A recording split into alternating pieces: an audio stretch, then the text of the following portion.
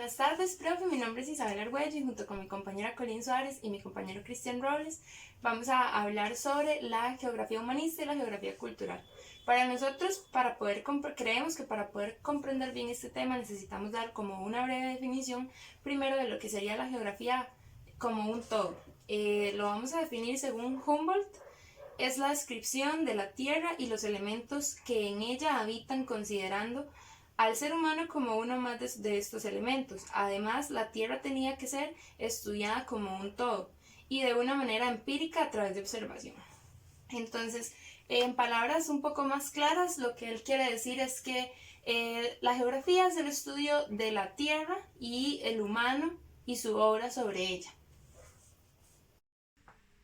Hola, ¿qué tal? Mi nombre es Cristian Robles y me toca exponerles sobre lo que es la geografía humanista, la cual es una ciencia que estudia el relieve y el entorno del ser humano y al ser humano cómo interactúa con ese entorno, todo lo que haya cambiado o todo aquello que cambia también al ser humano en varios campos, tanto como en salud, en la parte económica, en la parte cultural y en varios aspectos los cuales podemos ver reflejados a medida que vayamos pues explicando más y más.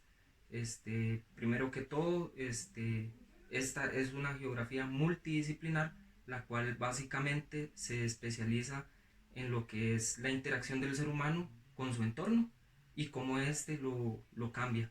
Tanto el ser humano cambia el entorno como el entorno cambia el ser humano.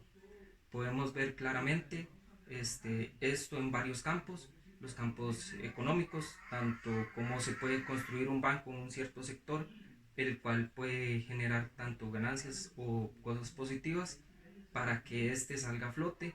También lo podemos ver claramente en lo que son servicios, tanto servicios de agua como luz y varios otros. Se puede ver claramente cómo nuestra población va cambiando. Esta geografía también nos sirve para ver cómo crece la población en cierto sector. Recordemos que esta geografía también lo que hace es ver cómo crece una población en varios aspectos a nivel global, a nivel puede ser distrital, regional, e incluso un propio barrio, cómo cambia cómo crece, cómo es la tasa de mortalidad, cómo es su poderío económico también, porque esta es básicamente una geografía multidisciplinar, la cual varios geógrafos la utilizan tanto en otros campos de la geografía, tanto como en geografía política, geografía económica, geografía poblacional, geografía del desarrollo, geografía de la salud, en varios aspectos los cuales benefician al ser humano. Bueno, resumiendo lo anteriormente dicho, la geografía humana tiene tres focos de investigación principales, los cuales son la interrelación y la distribución que tiene el ser humano y la cultura, ¿verdad? No en todos los mismos lados existe la misma cultura, todas tienen diferentes culturas, incluso cada persona tiene su diferente cultura, ¿verdad? El segundo sería cómo el ser humano cambia su entorno, ¿verdad? Cómo nosotros afectamos el entorno.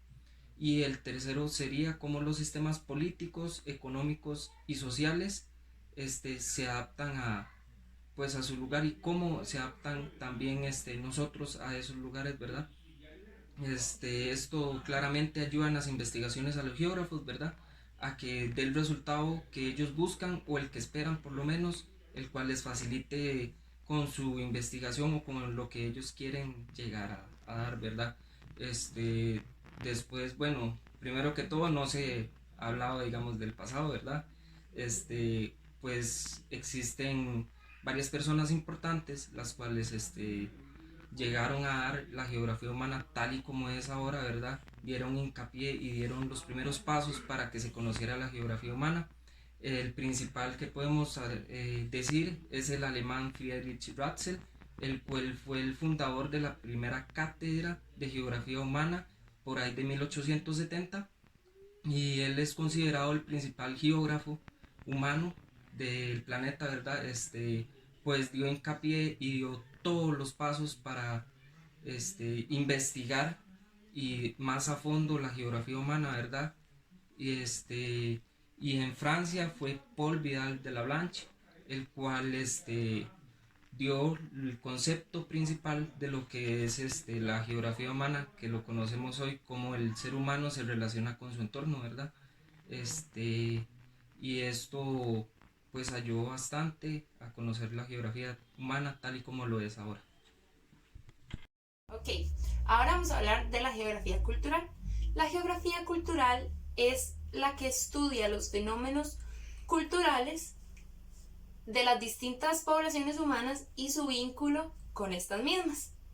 Además, a medida que las poblaciones van creciendo o se van mudando de un lugar a otro, esta geografía le da un seguimiento para ver qué culturas o qué legados se mantienen vivos a cómo van moviéndose de un lado a otro, y estos legados si siguen aplicándose diariamente. Ok, cabe mencionar que existe la geografía cultural y la geografía social, sin embargo, estas no se deben confundir. Por un lado, la geografía cultural se puede resumir en todos aquellos legados que mantengan vivos un país o una región en concreto. Y del otro lado tenemos a la geografía social, que estudia es el entorno en el que están las personas, ya sea si es un entorno montañoso, un entorno costero, un entorno con ciudad, etcétera, y ver cómo se comportan las personas según el entorno en donde se mueven. En la actualidad, la geografía cultural fue puesta en el centro de los estudios geográficos por Paul Claval, pensando en que en estos tiempos, con los procesos de globalización, se tiende a homogenizar la cultura en una perspectiva mundial, la cual siempre se ha caracterizado por tener sus diferencias.